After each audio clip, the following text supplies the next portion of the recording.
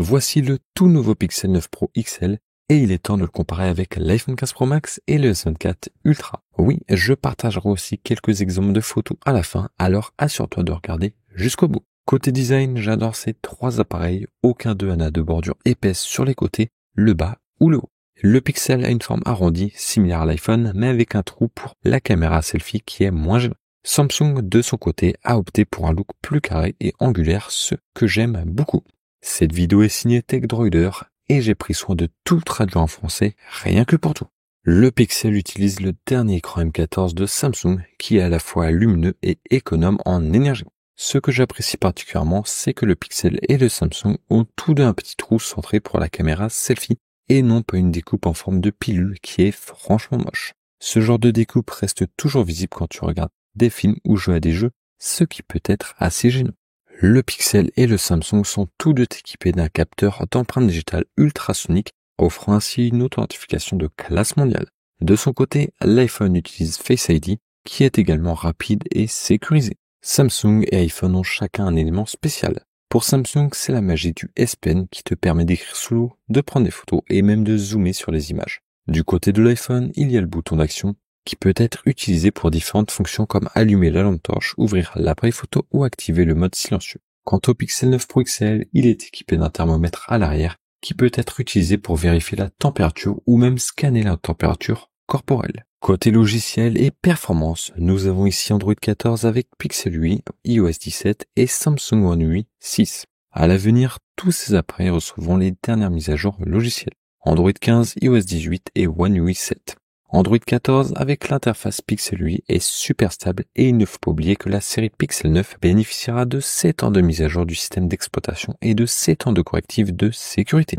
Le Pixel 9 Pro XL avec son chipset Tensor G4 et une bonne dose d'intelligence artificielle en fait un appareil solide. Cependant, il est important de noter que bien qu'il soit performant, il n'est tout simplement pas aussi puissant que la 17 Pro ou le Snapdragon 8 Gen 3. Cela dit, il reste un appareil correctement puissant pour la plupart des utilisateurs. iOS 17 est également impressionnant, avec d'excellentes options de personnalisation et une grande stabilité. J'aime particulièrement l'interface Dynamic Island et les Live Activities de l'iPhone 15. Le chipset A17 Pro de l'iPhone 15 Pro Max est extrêmement puissant et peut même faire tourner des jeux AAA, ce qui est vraiment de l'ordre du haut niveau. Cela place l'iPhone 15 Pro Max dans une catégorie à part en termes de performance, notamment pour les joueurs. Samsung One UI 6.1 est correct et le S24 Ultra bénéficiera de 7 ans de support logiciel, ce qui est un grand avantage. Cependant, l'interface One UI manque parfois de fluidité et de finesse dans les animations par rapport à d'autres interfaces comme celle de Google ou Apple.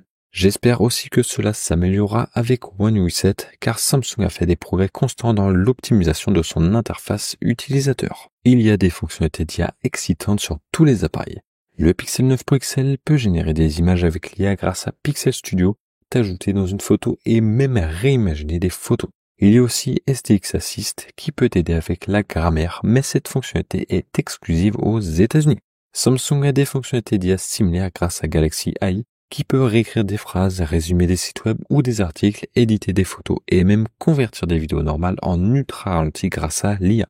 L'iPhone 15 Pro Max, quant à lui, recevra bientôt Apple Intelligence avec iOS 18.1. Tu peux déjà l'essayer en utilisant le logiciel Beta. Apple Intelligence peut créer des photos animées ou des autocollants, réécrire des phrases, aider dans les tâches quotidiennes et les notifications. Tu peux également enregistrer des appels et les résumer en points-clés grâce à Apple Intelligence. Tous ces appareils ont une super autonomie.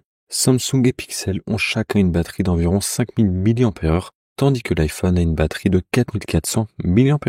Mais attention, les chiffres ne font pas tout. Là où ça compte vraiment, c'est la vitesse de chargement. Samsung a une charge rapide de 45 watts, l'iPhone 15 Pro Max est coincé à 27 watts et le Pixel à 37 watts, ce qui est correct. Ces différences peuvent jouer sur le temps que ça prend pour recharger complètement ton appareil, surtout si tu es souvent en déplacement.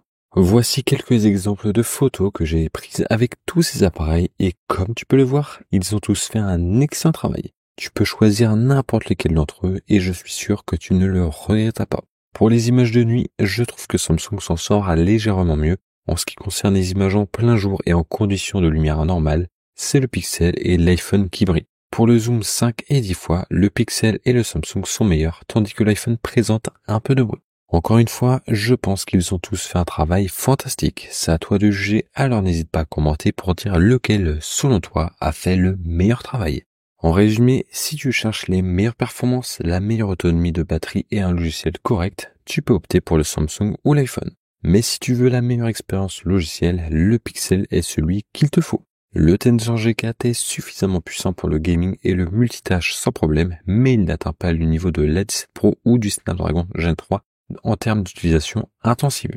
La qualité de l'écran et la performance de l'appareil photo sont fantastiques sur les trois appareils, donc tu peux choisir n'importe lequel selon tes préférences. Cela dit, si tu veux obtenir les meilleurs prix sur les téléphones, tu peux utiliser mes liens affiliés dans la description ci-dessous. Et si tu veux en savoir plus sur les 20 meilleures fonctionnalités du Pixel 9 Pro XL, clique ici et on se retrouve dans la prochaine vidéo.